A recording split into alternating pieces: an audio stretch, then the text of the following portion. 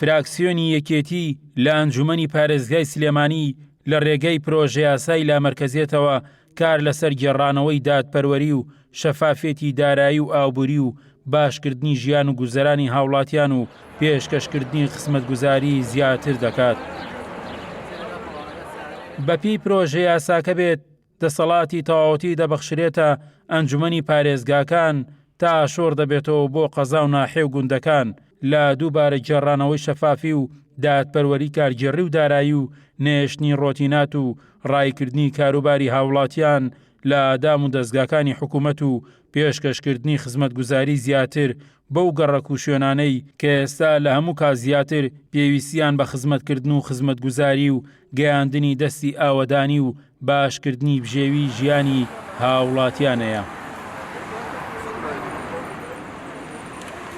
یاسای پارێزگاکانی هەرێمی کوردستان خۆی لە مادەی 2 لە مادەی 5 یعنی بەوازەحی ئاماژەی بەوە داوە کە پرینسیپی لامەرکەزی پێویستە لە سنووری جوگرافی ئەنجومەنەکانە پەیڕۆ بکرێەوە. پێمان وایە ئێمەش ئێستامە کات و ساتێکی زۆر گونجاوە بۆ ئەوەی کە بتوانین هاوڵاتیان پرۆژەکانی خزمەتگوزاری ئەوەی کە لە ڕابردوو بە شێوەیەکی دادپەروەرانە و شەفافانە دابەش نەکراوە بتوانین هەم دادپەروەرانە بێ و هەم شەفافانە بێ و بۆ لە ڕووی داراییشەوە بە شێوەیەکی گشتی هەم شەفاف بین هەم دادپەروەر بین وەی بتوانین تەواوی ناوچەکانی سنووری جوگرافی ئەنجومەنی پارێزگا لە سەنتەری سلێمانی و لە قەزاکان لە ناحیەکان تەنانەت لە گوندەکانیش بۆ تەواوی گەڕەکان بتوانین خزمەتگوزاری پێویست پێشکەش بکەین. لێپرسراوی مەڵبەندی یەکی ڕێخستنی سلێمانی یەکێتی نیشتیمانی کوردستانیش سەرەڕای پشتگیریکردنی تەواوی خۆی بۆ ئەم پرۆژە یاسایە ڕایشی دەگەێنێت. باشترین بژاردە بۆ ئەم قۆناغە و دەربازبوونی هاوڵاتیان و تەواوی موچەخۆرانی هەرێم پەسەندکردن و کارکردنە با پرۆژە یاسای لامەرکەزێت. بۆیە دەبێت هەموو لایەنە سیاسیەکانی هەرێم لە پێناو دەربازبوونی هاوڵاتیان لەم قۆناغە و پێشکەشکردنی خزمەتکردنی زیاتریان پشتگیری پرۆژە یاسای لامەرکەزێت بکەن.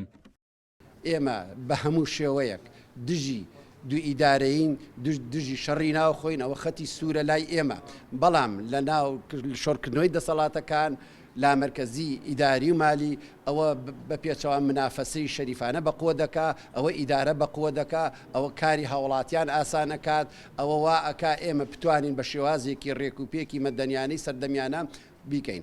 لە ئێستادا و لە تەواوی هەموو وڵاتانی پێشکەوتووی جیهان کار بە جێبەجێکردنی پرۆژە یاسای لامەرکەزێت دەکرێت.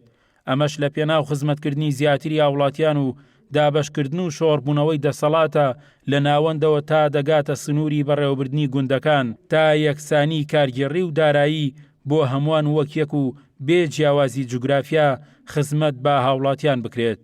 گۆران سەید نووری، گەلی کوردستان، سلێمانی.